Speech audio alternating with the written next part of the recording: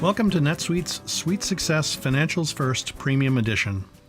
In this video, we're going to demonstrate the creation of an amortization template and the association of that template to a vendor bill in order to defer an insurance expense into a prepaid insurance account. Once the reusable template is created, we'll show the automated journal entries that are created by running the amortization process over time. We'll start in the controller dashboard. Here we see an example of the amortization template. When this template is used correctly, an amortization schedule is created upon the saving of the expense transaction.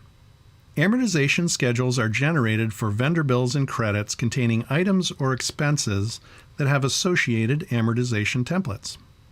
When the vendor bill or credit is saved with the amortization template associated with the expense line, the transaction applies the rules from the template and generates the forward-looking schedule. Each schedule indicates the posting periods in which expenses should be recognized, as well as the amount to be recognized in each period based on the logic held in the template. Note that we've selected the straight line by even periods method. Here we see that the deferral count is 1410 prepaid insurance, also known as the contra asset account. We have selected the amortization target account, 6310 insurance expense, and we have set the amortization period equal to 12 months. Let's look at an example. Now that we have the template, we can apply it to a vendor bill. In order to correctly amortize this expense, an amortization template was specified on the line item of the expense transaction record, and when the record was saved, NetSuite creates the schedule in its place as we see here on the line item. Also notice that the GL impact of the transaction has been altered to debit the prepaid account. Note here that the amortization schedule was created from the amortization template, Annual Prepaid Insurance. Here's where we see the automation of future period postings and the reusable nature of the template. These amortization schedules provide the information required to amortize expenses, but we must generate these amortization journal entries to post expenses to the general ledger.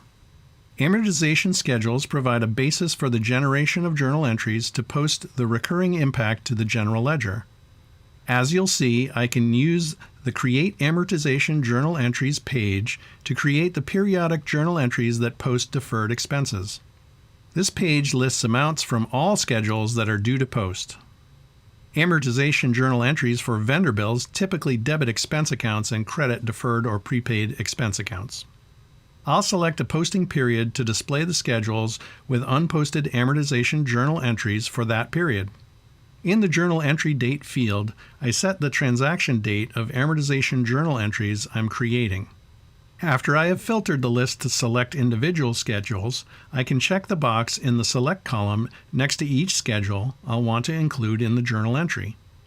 When I click Create Journal Entries, NetSuite will create one journal entry for all schedules that are marked. On the Create Journal Entries status page, we can do the following. We can click Refresh to update the status if needed.